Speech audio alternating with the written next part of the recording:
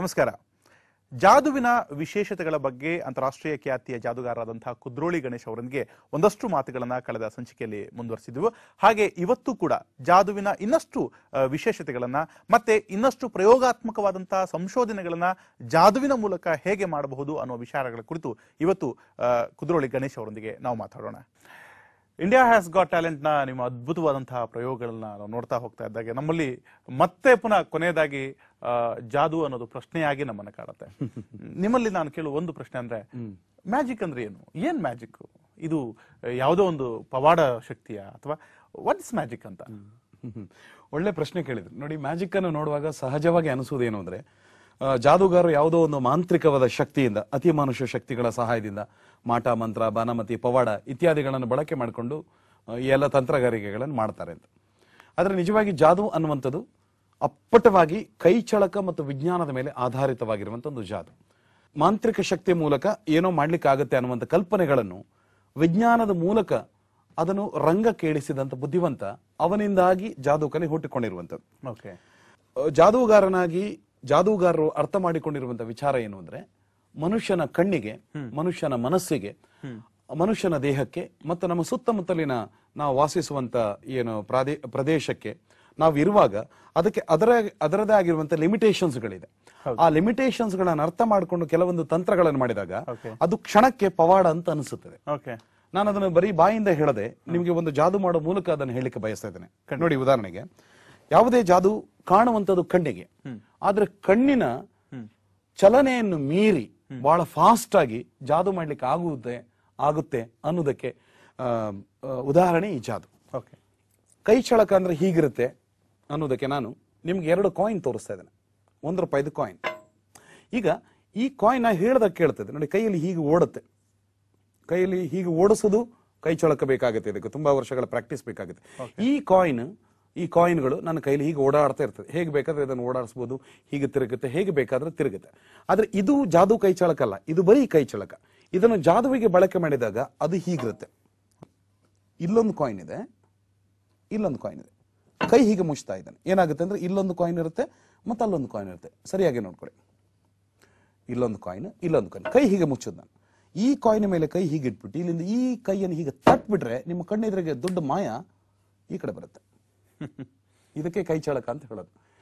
ನಾನು ಹೇಳ್ಕೊಡ್ತೇನೆ ಹೇಗೆ ಮಾಡಿದ್ದು ಅಂತ. ನೋಡ್ಕೊಳ್ಳಿ, 2 ಕಾಯಿನ್, 2 ಕೈ ಹೀಗೆ ಮುಚ್ಚಿದ್ದು. ಕೈ ಆ ಕಡೆ ಈ ಕಡೆ ಸರಿಸೋ ಮುನ್ನನೇ ಇಲ್ಲಿಂದ ಕಾಯಿನ್ ಅನ್ನು ನಾನು ಹೀಗೆ ದೂಡಿ ಬಿಟ್ಟಿದ್ದೆ. ಇದೀಗ ಸ್ಲೋ ಮೋಷನ್ ಹಾಗ ಕಾಣುತ್ತೆ. ಅಂದ್ರೆ ಕಾಯಿನ್ ಹೀಗಿತ್ತು, ಕೈ ಹೀಗೆ ಮುಚ್ಚಿದ್ದು, ಆ ಕಡೆ ಈ ಕಡೆ ಹೋಗ್ಬೇಕಿದ್ರೆ ಇಲ್ಲಿಂದ ಕಾಯಿನ್ ಹೀಗೆ ಸರಿಸ್ಬಿಟ್ಟಿದ್ದೆ ನಾನು. ಸ್ಲೋ ಮೋಷನ್ ಆಗಿದೆ ಕಾಣುತ್ತೆ. ಅದೇ ಫಾಸ್ಟ್ ಮಾಡಿದ್ರೆ ನಿಮ್ಗೆ 2 ಕಾಯಿನ್ ಕಾಣುತ್ತೆ, 2 ಕೈ ಕಾಣುತ್ತೆ. ಹಿಂಗ್ ಮಾಡಿದ್ರೆ ಮಾತ್ರ ಕಾಣುತ್ತೆ. ಕಾಯಿನ್ ಹೋಯ್ತು, ಈ ಕಡೆ ಬಂದು ಸೇರುತ್ತೆ. ಇದು ಕೈ ಚಳಕ. ರಾಘವೇಂದ್ರ ಅವರೇ, ಕಣ್ಣಿನ ಆ ಚಲನೆಯನ್ನು ಮೀರಿ ಕೈ ಚಳಕ ಮಾಡಕ್ಕೆ ಆಗುತ್ತೆ. ಇನ್ನು ಇಷ್ಟೊಂದು ತಂತ್ರಗಾರಿಕೆಯನ್ನ ಬಳಸುವ ನೀವು ಮನೆಯಲ್ಲಿರುವಾಗ ಕೂಡ ಈ ಮ್ಯಾಜಿಕ್ ನ ತಂತ್ರಗಾರಿಕೆಯನ್ನ ಬೇರೆ ಯಾವ್ದಕ್ಕಾದ್ರೂ ಪ್ರಯೋಗಿಸೋದಿದೆಯಾ ಅಂತ? ನೋಡಿ, ಮ್ಯಾಜಿಕ್ ನ ತಂತ್ರಗಾರಿಕೆ ನಿಜ ಜೀವನದಲ್ಲಿ ಬಹಳ ಕಡೆ ಬಳಕೆ ಆಗುತ್ತೆ.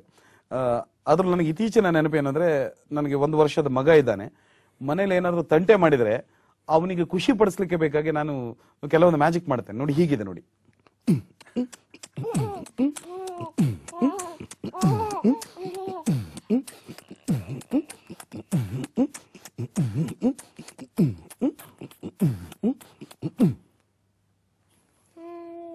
ಓಕೆ, ಈ ಒಂದು ತಂತ್ರಗಾರಿಕೆನ ನೀವು ಇಂಡಿಯಾ ಹ್ಯಾಸ್ ಗಾಟ್ ಟ್ಯಾಲೆಂಟ್ ನ ಆವರಣದಲ್ಲಿ ಕೂಡ ಮಾಡಿದ್ರಿ. ಆ ನೆನಪನ್ನ ಹಂಚ್ಕೊಳ್ಳೋದಾದ್ರೆ ನೋಡಿ, ಒಂದು ಮಕ್ಕಳು ಮತ್ತು ಅವರ ಮುಗ್ಧತೆ ಒಬ್ಬನಿಗೆ ಎಷ್ಟು ನೆನಪಿರಬಹುದು ಅನ್ನೋದಕ್ಕೆ ಇಂಡಿಯಾಸ್ ಗಾಟ್ ಟ್ಯಾಲೆಂಟ್ ನ ಒಂದು ಸಣ್ಣ ಉದಾಹರಣೆ ಕೂಡ ಕಾರಣ.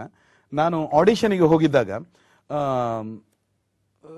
3 ಜನ ಜಡ್ಜಸ್ಗಳದ್ದು ಮೂಡು ನೋಡ್ಕೊಂಡೆ, ಖುಷಿಯಾಗಿದ್ರು. ಆಗ ಅವರಿಗೆ ಹೀಗೆ ಹೇಳಿದೆ, ಆಗ 9 ತಿಂಗಳು ನನ್ನ ಮಗನಿಗೆ, ಹೀಗೆ ನೋಡಿ, ಅವನು ಕೂಡ ಕಲಾವಿದ, ಅವನು ಕೂಡ ಹೇಗೆ ಅಂತ ತೋರಿಸ್ಲಿಕ್ಕೆ ನಿಮಗೆ ಜಾದು ಮಾಡ್ತೇನೆ ಅಂತ ಈ ಕುಣಿತವನ್ನ ತೋರಿಸಿದೆ ನಾನು. ಆ ನಂತರ ನಾವು ಫೈನಲ್ಗೆ ಬಂದಾಗ ವಿಶೇಷ ಅತಿಥಿಯಾಗಿ ಹೇಮಾ ಮಾಲಿನಿ ಅವರು ಕೂಡ ಬಂದ್ರು. ಆಗ ಧರ್ಮೇಂದ್ರ ಅವರು ಹೇಳಿದ್ದೇನು ಅಂದ್ರೆ, ನೀವು ಆ ಮಗುವಿನ ಜೊತೆ ಒಂದು ಡ್ಯಾನ್ಸ್ ಮಾಡಿಸಿದ್ರಲ್ಲ, ನನ್ನ ಹೆಂಡತಿ ಹೇಮಾ ಮಾಲಿನಿ ಬಂದಿದ್ದಾಳೆ, ಅವಳಿಗೋಸ್ಕರ ಒಂದು ದಯವಿಟ್ಟು ನೀವು ಮಾಡಬೇಕು ಅಂತ ಹೇಳ್ಕೊಂಡು ಒಂದು ಮತ್ತೆ ಮಾಡಿದೆ. ಬಹಳ ಖುಷಿ ಕ್ಷಣ. ಆ ಮಧುರ ಕ್ಷಣವನ್ನ ಈಗ ಮತ್ತೊಮ್ಮೆ ನಾವು ನೋಡೋಣ. ಕುದ್ರೋಳಿ ಗಣೇಶ್ ಅವರ ಮಗ ಧ್ರುವನೊಂದಿಗೆ ಇಂಡಿಯಾ ಹ್ಯಾಸ್ ಗಾಟ್ ಟ್ಯಾಲೆಂಟ್ ನಲ್ಲಿ ಈ ಒಂದು ಪ್ರದರ್ಶನವನ್ನ ಕೊಟ್ಟರು.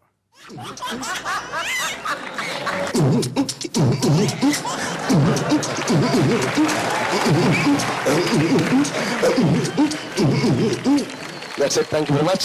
I have to say something to all of you. ತುಂಬಾ ಚೆನ್ನಾಗಿತ್ತು.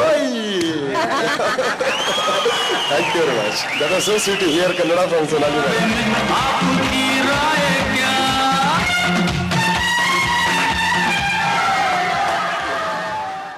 ನಿಜಕ್ಕೂ ಇದೊಂದು ಚೆನ್ನಾಗಿತ್ತಂತಾನೆ ಹೇಳ್ಬೋದು.